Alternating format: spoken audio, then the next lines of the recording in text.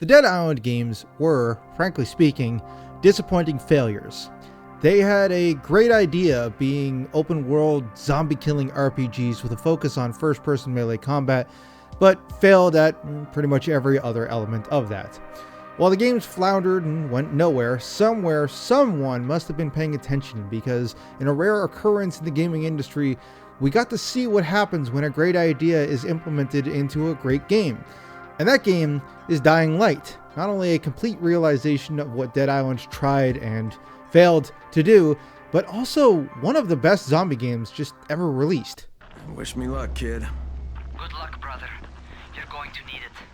The story of Dying Light places you into the free-running shoes of Kyle Crane, and takes place a few months after the city of Haran in Turkey has been overrun by zombies. The city has been quarantined by the Global Relief Effort, a somewhat shady NGO that's paying Kyle to infiltrate the city and recover sensitive documents that have been stolen by one of their former agents. Things immediately go south as Kyle is infected and now forced to work with the local survivors to stay alive and complete his mission. The plot is shockingly well written for a game that's otherwise about smashing zombies and jumping off buildings. It never treats the player like an idiot, filling in background information more organically than just exposition dumps. There's also a lot of shifting loyalties as you interact with the different survivor groups left in the city, and a decent amount of the side characters you interact with have at least a memorable amount of depth.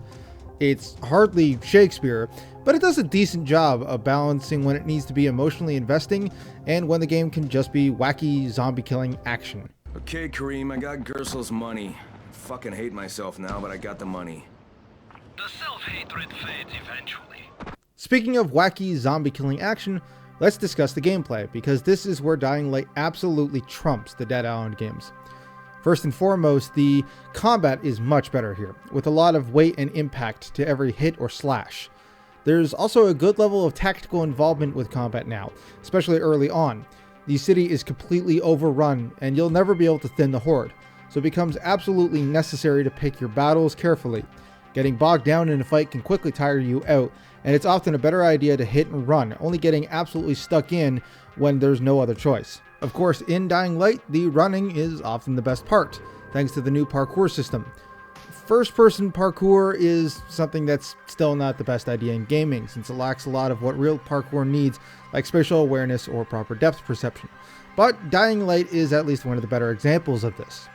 Generally speaking, the art direction of the world does a good job of showing you where you can or cannot grab, and there's a really good flow to the world design that allows you to keep going without interruption. It's not perfect. There are a lot of places where jumping from ledge to ledge is buggy, invisible walls block off areas that look accessible, and honestly I died more from falling than to the zombies, but for the most part it is good enough. Jesus. No offense, friend, but you're as green as grass. You can't just... Crane will manage. He'll start in the right spot. There are a lot of other areas where Dying Light makes improvements. One of the big ones is the leveling and RPG systems. There are 3 different skills in the base game. Combat, which is increased through dealing damage. Agility, which increases as you run and jump. And Survivor, which increases by turning in supplies and helping people out. Each have their own unique tree of perks, and these can be absolute game changers. Getting enough Survivor levels and you unlock a new tool like a grappling hook or riot shields. Get good at combat and you unlock punishing finisher moves or grappling reverses. And leveling up agility lets you survive longer falls or send zombies flying with a dropkick. No skill ever feels totally useless, and by the end of the game you really do start to feel much more powerful. I'm shouting because this fucked up infected motherfucker with guts hanging out of his mouth just spit a bunch of toxic snot at me. Not a bad reason. The city of Haran feels a lot like a character itself, a reflection of the dual personality of modern Turkey, a mixture of traditional Middle Eastern architecture and design, but splashed with obvious modern European overtures. Most importantly, it is a fun city to explore, whether that be the sprawling slums, the seaside fishing villages, or the busy and vertical downtown core. Areas never feel too daunting, and while there's no fast travel option, that's rarely an issue since you can cover ground so quickly, especially at higher levels. To keep you on your toes, there are also a lot of more claustrophobic areas too, be that mission-specific zones or the dungeon-like challenges of the quarantines. All of this flows together quite well, and Haran remains one of my favorite gaming worlds of the last gen. Finally, there's the last major change Dying Light adds over the Dead Island games, the day-night cycle. While having the sun go down is always nice for immersion in gaming, Dying Light takes a page from the book of good zombie horror and makes night absolutely terrifying. See, during the day, you'll run into your stock standard zombies, the biters, the runners, even special types like spitters or tanks, but none of them compare to the absolute nightmare that are the volatiles, heavily mutated monsters that can tear you to shreds in seconds. They're weak to UV, and there are even tools that you can acquire to help you fend them off, but staying out after dark is a death sentence. That said, all actions performed at night earn double XP, so if you're trying to level up quicker, you'll need to decide whether to risk it or just wait it out.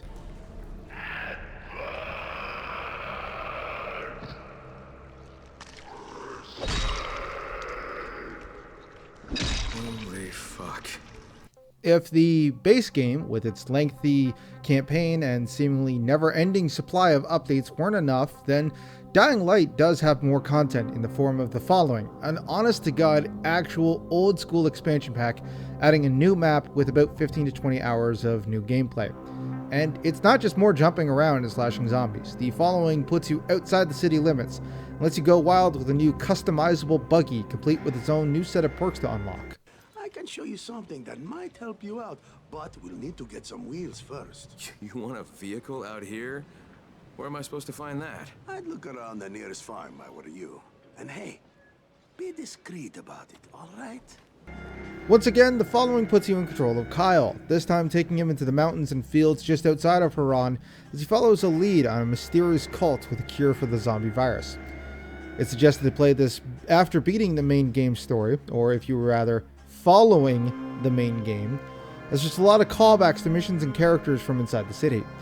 That said, the following maintains a high-level polished Dying Light setup, and everything great about the vanilla campaign has been elevated here. It is an excellent addition to Dying Light, and hands down worth the time and price. Fucking hell, why won't anybody help me? The virus is all over the city. People are dying. And yet, you still live. Take some bread, my friend, and go back to Haran. No one wants you here. Despite being a launch title from last generation, Dying Light really doesn't look too bad, especially on PC. The art direction of the city, as already mentioned, is really great, but also feeds well into gameplay, with climbable areas easily recognizable. The detail in the world is really well done, with every part of Haran looking absolutely lived in, and the scattered remains of the failed evacuation noticeable everywhere. Zombies are really creepy and off-putting, with a good variety, though it's not impossible to see the same model show up several times in a crowd. Special zombies look absolutely downright terrifying, especially the aforementioned virals, which are disgusting and disturbing creatures of nightmares. An absolute treat for horror fans. Cut. Look, that was terrible. The only thing you were killing out there was my movie. Now we can try again, but only because this isn't costing me anything. In terms of performance, Dying Light dances on the graves of Dead Island. Everything is more stable, with very few glitches cropping up, and nothing too damaging. Enemy AI was more reactive, especially the humans you'll face off with, who respond much more intelligently than just running blindly into gunfire. On most modern machines, you should be able to get a steady frame rate, and the PC version has an impressive array of options that can be tweaked as necessary. Dying Light may have launched as an Xbox One title, but this is a game that has firmly embraced the PC as a platform. Hey boys, what are we into this time? Do you understand what a battery is? Tolga, you're overwhelming him. Inside the engine compartment of a bus is a heavy rectangle. I know what a battery is. Like the Dead Island games before, Dying Light also supports online co-op, and this is an absolute blast. While there's no plot reason for up to 4 Kyles to be running around, it doesn't really matter because it's just so much fun zipping around and combo stomping enemies. It also does a good job of offsetting the difficulty on higher levels and balances more of the challenging missions quite well. Even better is it works in the following, letting every player drive around in their own buggies for added madness. Finally, there's Be the Zombie mode, in which you can invade or be invaded by other players taking over as volatiles at night. Everything is really fun and simple to use, never really interrupting the main game. Finally is the audio, and once again Dying Light impresses. Special mention must be made of Kyle's voice actor, the venerable Roger Craig Smith, also of Sonic the Hedgehog fame. Kyle has just some fantastic dialogue, and it's delivered so well and cleanly that he remains one of my favorite protagonists in the genre. Not that the rest of the voice cast are slouches either, with fantastic performances from nearly everybody, save some incidental background NPCs. To anyone who can hear this, your situation is dire. I've killed women and children here. The music and sound work are similarly incredible. Combat has a lot of weight to it, as does every action, and there's a lot of satisfying crunches and slashes as you mow down zombies.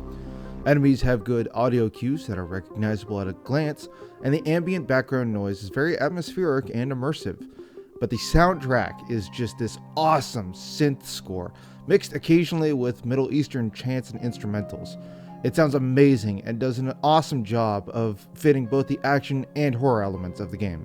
Dying Light is an absolute triumph of a game, taking the great ideas of the Dead Island games and wiping off the terrible execution that dragged them down. It's a fun ride, full of things to do and zombies to kill, and while the sequel seems to be perpetually stuck in development limbo, this is an easy recommendation, especially with friends.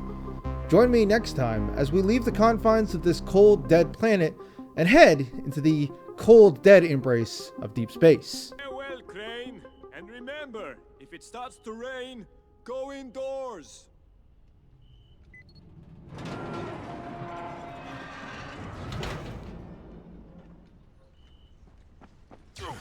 Ready, Tolga? 3, 2, 1. ignition!